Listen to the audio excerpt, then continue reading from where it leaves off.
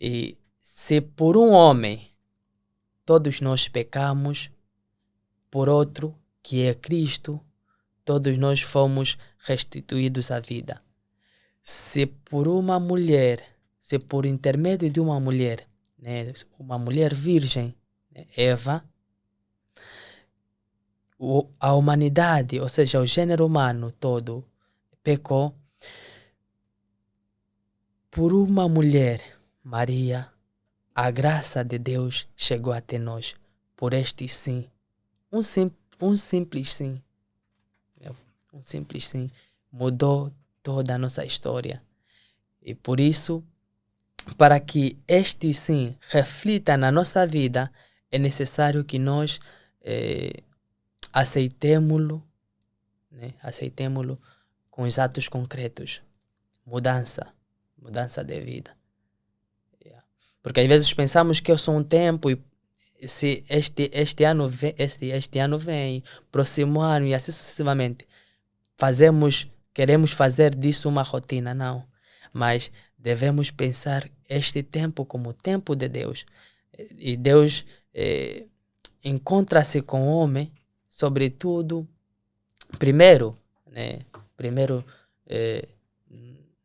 no nascimento do Senhor. E depois, encontra-se com o homem também a cada dia. E depois será na última vinda.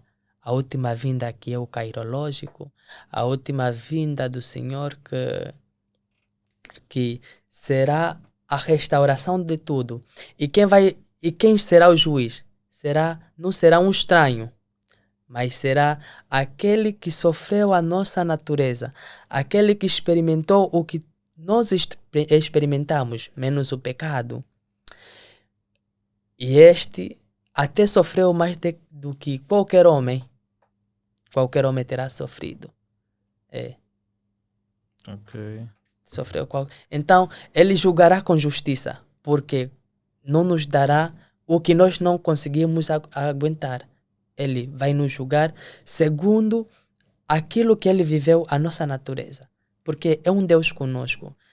É um juiz que conhece o que realmente... Quais são os desafios do próprio homem. Quais são os principais ensinamentos da Igreja Católica sobre o nascimento de Jesus Cristo? Os principais ensinamentos da Igreja Católica sobre o nascimento do Messias, né? Os principais ensinamentos, primeiro está, né, a vinda de Deus. Ou seja, não podemos falar da vinda, não podemos falar do nascimento do Senhor sem fazer referência no princípio. Até porque São João, quando começa o Evangelho, também faz referência ao princípio. No princípio era o Verbo estava com Deus e o Verbo era Deus. O número 10 é perfeição. Perfeição em quê? Perfeição na criação. Porque se formos na Bíblia, o termo dizer ou fazer, vamos encontrar aí o termo dizer ou fazer 10 vezes. E quando chega a criação do homem, ele vai dizer assim: façamos o homem a nossa imagem e semelhança. Os outros, quando fazia outras criações, ele dizia assim: faça-se, faça-se, faça-se, faça-se, faça-se. Mas quando chega o homem, ele vai dizer: façamos a nossa imagem e semelhança. Quando fala façamos a nossa imagem, Deus olha para a imagem do seu filho que havia de se manifestar, que vai se manifestar no meio da humanidade. E por isso, e com toda a razão, Jesus vai dizer: quem me vê o Pai. Sua imagem, para dizer que só a imagem do Pai. Só a imagem do Pai invisível. Ao Pai você nunca viu, mas a mim vê. Então, eu sou a imagem. E quando ele diz a nossa semelhança, ele vê o Espírito Santo porque é a sua natureza. O Espírito Santo, o Espírito, nós sentimos, mas não vemos. Então, o homem é feito à imagem e semelhança de Deus. Uau.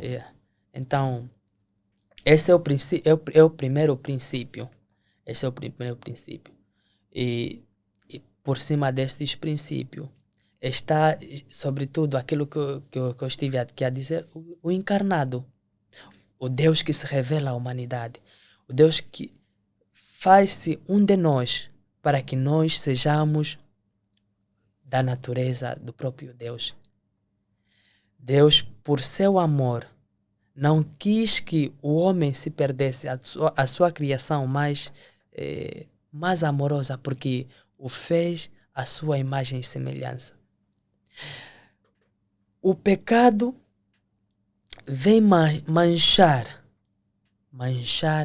aquilo que Deus criou. Então, Deus vem, sobretudo, até nós para quê? Para nos restituir a graça.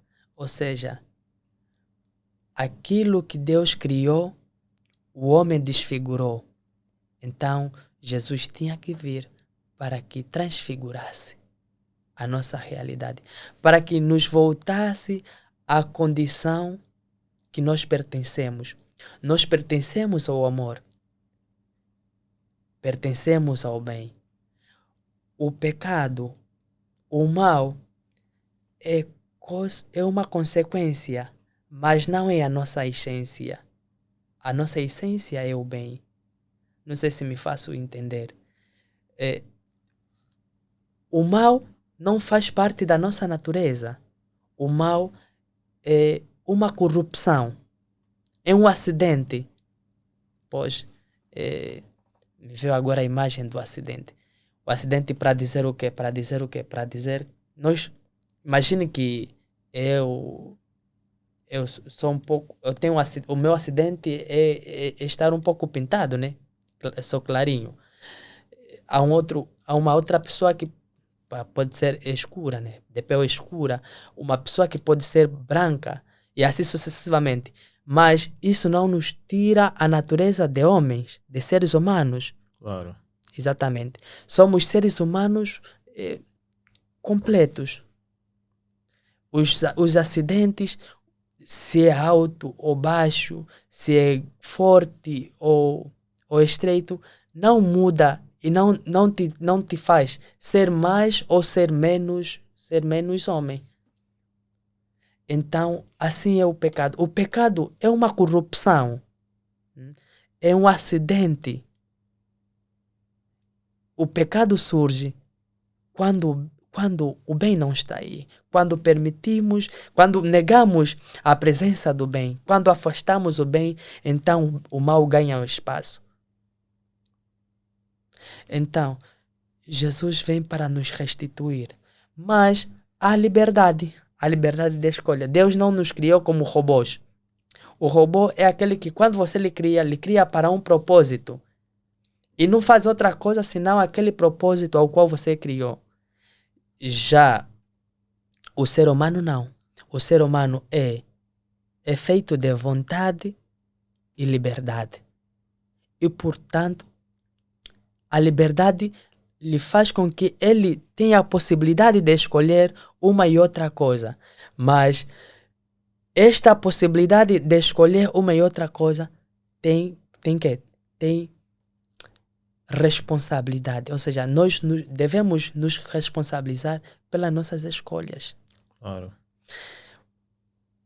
O fim último do homem, né? Ou seja, aqui devemos já entender que o homem não tem um início, mas também não tem um fim. O homem é criatura de Deus. Então, tem uma origem e não um início. Porque se nós falarmos de um início, é como se estivéssemos a dizer que há um fim. Mas não há um fim, mas um fim último.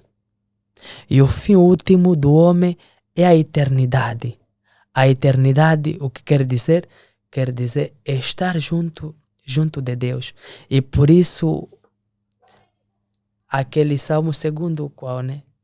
1000 anos para o homem é como o dia de ontem que passou para Deus.